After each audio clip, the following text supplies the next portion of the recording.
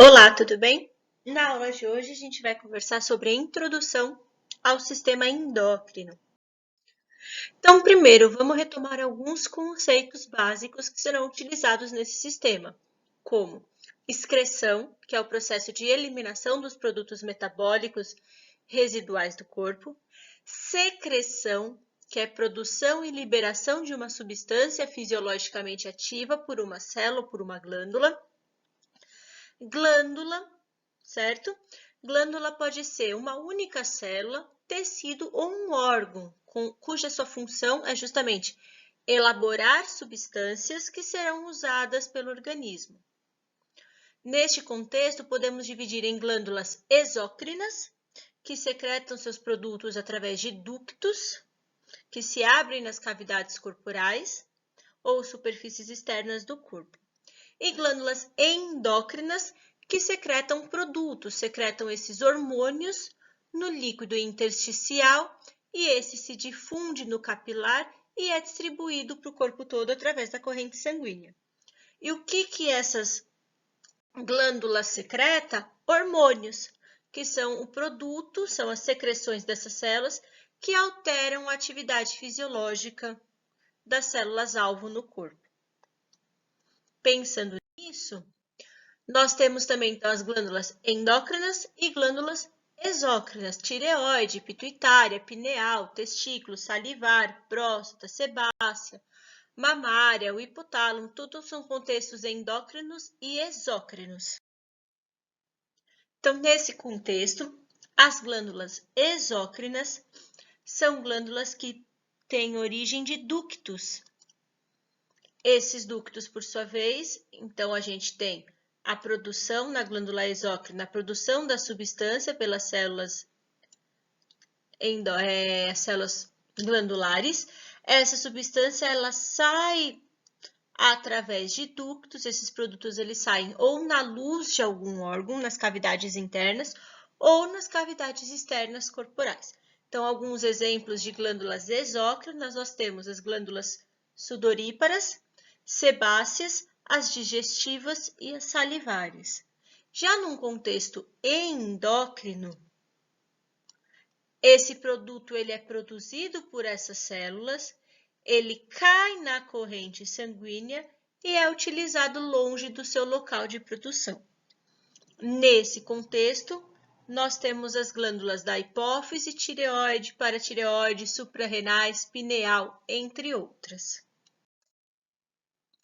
O sistema endócrino, então, ele é constituído, ele é representado justamente por esse conjunto de glândulas endócrinas do corpo humano. E este sistema ele atua em conjunto com o sistema nervoso, coordenando as funções de todos os sistemas corporais. Esse sistema, então, ele secreta os hormônios. Então, relembrando um pouquinho de sistema nervoso, quando a gente fala dos mediadores do sistema nervoso, a gente vai estar falando dos neurotransmissores. Então, esses neurotransmissores, eles têm uma ação rápida e fugaz, só que a curto prazo, e os seus efeitos são localizados ali nas fendas sinápticas. Por outro lado, o sistema endócrino, ele já tem uma ação lenta e duradoura. O seu efeito ele é a médio a longo prazo e o efeito é amplo, porque cai na corrente sanguínea e atua longe dos seus locais de produção. Pensando nisso, esses dois sistemas eles agem de maneira integrada, garantindo a homeostasia do organismo e justamente tornando esse sistema operacional.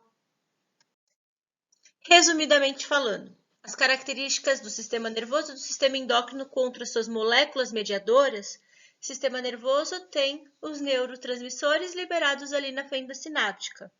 Os hormônios, por sua vez, são levados pelo sangue. Local de ação do mediador no sistema nervoso dentro da sinapse, no sistema endócrino longe do local de liberação, na sua célula-alvo. Tipos de célula-alvo. Então, no sistema nervoso, nós temos as células musculares, através ali da placa justa muscular, células glandulares e outros neurônios. Já no sistema endócrino, qualquer célula do corpo pode ser suscetível à ação hormonal. Tempo para iniciar a ação dentro do sistema nervoso, milissegundos. No sistema endócrino, pode levar de segundos, horas ou até dias. O tempo de duração dessas ações, então, no sistema nervoso, os neurotransmissores têm uma ação breve e rápida. Já no sistema endócrino, os hormônios têm uma ação longa e duradoura. Então, a gente tem 8 principais glândulas que atuam no sistema endócrino. E são elas o hipotálamo, a hipófise, tireoide, paratireoide, a suprarrenal, pâncreas, testículo e ovário. E essas glândulas serão discutidas com mais detalhes durante o semestre. E aí, o que elas secretam? Elas secretam os hormônios. Esse link, ele resume um pouquinho a função dos hormônios, é bem interessante. Então, é uma dica de vídeo para assistir. Então, o que é um hormônio? Parando para pensar, por definição, hormônio é uma molécula mediadora liberada em alguma glândula endócrina que regula a atividade celular de alguma parte do corpo. Então, as funções dos hormônios, justamente essa é a palavra mágica, regular. Então, o que regula? A composição química. Existem hormônios para regular vários componentes corporais.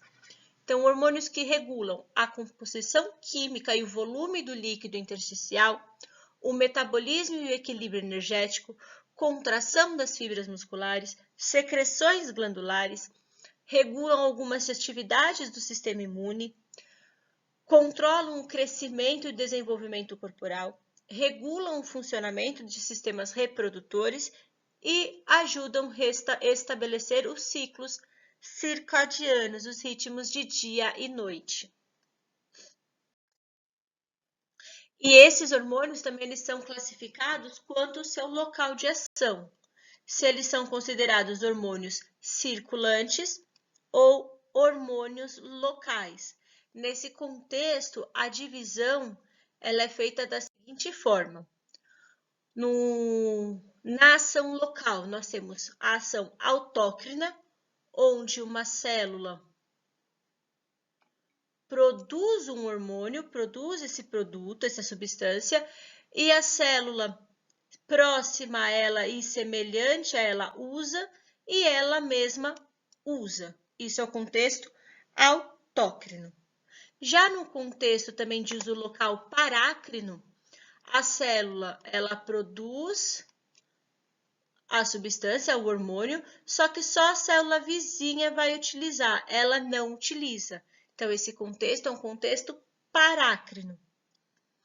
Temos também agora em efeitos sistêmicos a ação endócrina. O que isso quer dizer?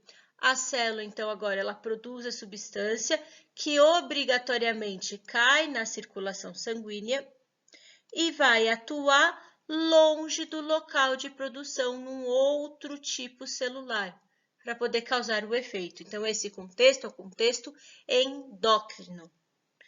E, por fim, um outro efeito sistêmico que acontece dos hormônios é o neurócrino. O que isso quer dizer? Neuro de neurônio. Então, o neurônio produz um neurotransmissor que cai na corrente sanguínea e vai atuar como um hormônio na sua célula-alvo. Tá? Então, são esses 4 efeitos na visão geral dos hormônios para comunicar. Contexto autócrino, eu produzo, eu uso e a minha célula vizinha também usa. Parácrino, eu produzo e a minha célula vizinha usa. Endócrino, eu produzo, cai na circulação e uma outra célula distante irá utilizar. E neurócrino, o neurônio produz o neurotransmissor que cai na corrente sanguínea irá atuar como um hormônio numa célula longe do local de produção. Esses hormônios, por sua vez, também podem ser classificados quanto à sua classe química em hormônios derivados de lipídios, hormônios derivados de aminoácidos e hormônios peptídicos e proteicos. Dentre esses exemplos, aqui tem uma tabela mostrando comparando alguns hormônios peptídicos, esteroides e derivados de aminoácido, quanto à sua síntese, à sua liberação. Mas, resumidamente falando, a classe química dos hormônios, então, exemplos de locais e de produção. Nós temos os hormônios derivados, então, do colesterol, os hormônios esteroides, como, por exemplo, no local de produção, no córtex da suprarrenal, nós temos a produção de aldosterona, cortisol e alguns andrógenos. No testículo, a produção da testosterona, dentro dos ovários, estrógeno e progesterona. Já derivados de lipídios no contexto eicosanoides, nós temos as prostaglandinas e leucotrienos, que todas as células nucleadas produzem, secretam, exceto as células sanguíneas, os eritrócitos, que não apresentam núcleo. Derivados de aminoácido, como por exemplo T3, T4, que é secretado pela glândula da tireoide, e adrenalina e noradrenalina, secretada pela medula da suprarrenal. Já como peptídicos ou proteicos, nós temos os hormônios hipotalâmicos e da adenohipófise, e no pâncreas, insulina e glucagon. Então, no hipotálamo, nós temos diversos hormônios excitatórios e inibitórios, também hormônios no contexto neurócrino, ocitocina e o hormônio antidiurético, e na adenohipófise, os hormônios da adenohipófise. Esses hormônios, então, eles também podem ser classificados quanto à sua solubilidade em hidrossolúveis e lipossolúveis. Então, pensando na relação dos hidrossolúveis, as principais características são: esses hormônios eles se ligam a receptores da membrana celular, produzem através disso segundos mensageiros e ativam proteínas intracelulares para ter as modificações necessárias. Então, por exemplo, os mecanismos de ação dos hormônios hidrossolúveis, eles atuam aqui, ó. Vamos em um primeiro, tá? A ligação desse hormônio com o seu receptor, então, primeiro mensageiro, e assim a gente ativa uma cascata intracelular, atuando como um segundo mensageiro, e aí, neste caso, a gente vai ter proteínas dentro da célula que vão atuar fosforilando e ativando essa cascata de sinalização. Consequência disso, então, por fim, é a sinalização intracelular deste hormônio. Por sua vez,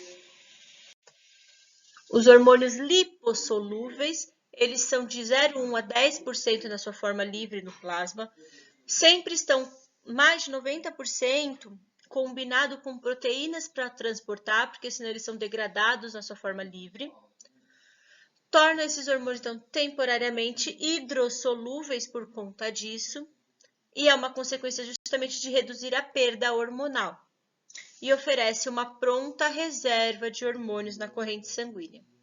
Como o mecanismo de ação, como eles entram na célula, por serem lipossolúveis, eles então se difundem na membrana plasmática, e aí agora sim eles entram na parte do núcleo e alteram as expressões gênicas, fazendo os mecanismos, então, efetores deste hormônio.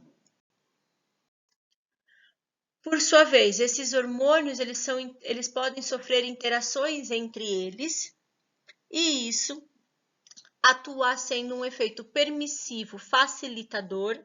Então, num caso, uma associação da epinefrina com os hormônios tiroidianos, isso aumenta a lipólise. Então, a associação dos dois, você tem um efeito mais facilitador, mais permissivo na sua ação hormonal. ou hormônios que têm seus efeitos antagônicos, então um inibe o outro, um atua contra o outro. Por exemplo, durante o desenvolvimento dos ovócitos, o FSH e o estrogênio, mas um exemplo mais clássico é o controle da glicemia através da secreção de insulina e glucagon.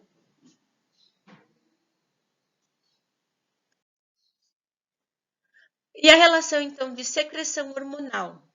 Então, por exemplo, sinais do sistema nervoso, a liberação, então, da epinefrina na glândula adrenal, alterações químicas no sangue, então, um outro exemplo, a glicemia, novamente usada como exemplo. Essas alterações químicas no sangue faz com que seja liberado insulina ou glucagon. Mas, por exemplo, níveis de cálcio no sangue também estimula a liberação de paratormônio pela tireoide, paratormônio e a calcitonina. E ações de outros hormônios. Então, por exemplo, existem hormônios liberados da adrenal que estimulam outras glândulas endócrinas a secretar os seus hormônios. Então, são essas ações, essa regulação da secreção hormonal. Por sua vez, existem aquelas 8 glândulas principais. Neste caso, então, a gente começa falando do eixo hipotálamo-hipófise. Então, nós temos o hipotálamo aqui, ele se comunica com a hipófise diretamente. Então, essa região ela está no sistema nervoso central, localizado aqui no osso esfenoide. E a hipófise ela é dividida em duas. A gente tem a adenohipófise ou hipófise anterior, que ela é uma glândula endócrina, e a neurohipófise ou hipófise posterior, que vai ter o contexto neurócrino. Então, aqui é um contexto endócrino, na adenihipófise, e na neurohipófise, um contexto neurócrino. Então, a adenohipófise, se a gente for pensar por sua vez, ela é uma glândula endócrina que secreta 6 hormônios clássicos, 6 hormônios principais. Então, como que ela faz isso? Nós temos as células endócrinas presentes nessa glândula, que produzem a sua substância, o seu hormônio, que cai na corrente sanguínea e é distribuído para os seus tecidos alvos. Então, os neurônios sintetizam nesse contexto dessa sinalização, então eles sintetizam os neurohormônios, os tróficos. Então, o hipotálamo secreta hormônio para sinalizar para a hipófise, e aí, através dessa sinalização, a hipófise ela secreta e produz os seus hormônios, no contexto adenohipófise. Já a neurohipófise é uma extensão do encéfalo, que secreta aqueles hormônios no contexto neurócrino. Então, a gente tem o corpo do neurônio, aqui que fica localizado no hipotálamo, o corpo do neurônio. Esse corpo de neurônio, então, produz seus neurotransmissores que seguem pelo axônio, que passa através do infundíbulo para a neurohipófise. E no terminal do axônio, essas vesículas, então, são liberadas. E esses hormônios agora, essas moléculas, esses neurotransmissores, são liberados na corrente sanguínea em forma de hormônios. Então, os principais tecidos alvos e hormônios secretados pelos 2 tipos de glândulas são o seguinte. Nós temos, no contexto da adenohipófise, a prolactina, que atua como seu tecido alvo a glândula mamária. Hormônio do crescimento, GH, que vai atuar no sistema músculo-esquelético. O TSH, que atua como alvo na glândula da tireoide. O ACTH, que atua no córtex da suprarrenal. E os hormônios que nós chamamos de gonadotróficos, LH e FSH, que vão atuar nas gônadas, no ovário e no testículo. Já no contexto neurócrino, os hormônios que são produzidos pela neurohipófise são a ocitocina, que vai atuar na glândula mamária e no útero, e a vasopressina ou ADH, que vai atuar nos túbulos renais. Então, resumidamente falando, os hormônios hipotalâmicos, eles são liberados, então, ou são para estimular ou para inibir esse sistema, são liberados em contexto de atuar na adenohipófise. Então, na adenohipófise, esses hormônios sinalizam para a produção dos outros hormônios. Esses hormônios secretados pela adenohipófise agora chegam nas suas glândulas alvos, e essas glândulas alvos agora liberam seus hormônios alvos. Então, todo esse esquema, toda essa linha, nós iremos discutir nas próximas aulas. E como que regula? Como a gente controla essa regulação hormonal? Por que não é todo tempo que a gente tem hormônio circulante ou falta desse hormônio? Por conta de um sistema que a gente chama de retroalimentação negativa ou feedback negativo. Nesse caso, os hormônios eles são liberados em explosões curtas por essas glândulas que podem se repetir, aumentando a sua concentração sanguínea. Mas para isso, a gente precisa de um estímulo, ou por um outro hormônio, ou pelos mediadores químicos que tinham na circulação. O que acontece? Essa regulação, ela vem dos níveis hormonais no sangue. Então, se a gente tem muito desse hormônio no sangue, isso é um sinal negativo para sua produção.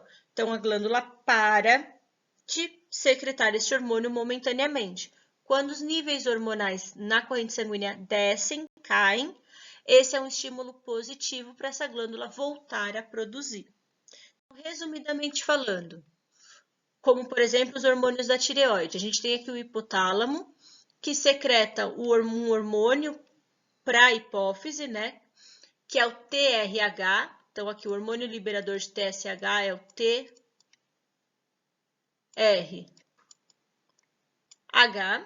Esse TRH vai ali na hipófise, na adenihipófise e estimula a liberação do TSH. Por sua vez, TSH chega lá na glândula da tireoide e estimula a liberação de T3, T4. T3, T4, então, eles têm a função de metabolismo. Quando eles estão em alta concentração no sangue, eles inibem a sinalização desses hormônios no sistema nervoso.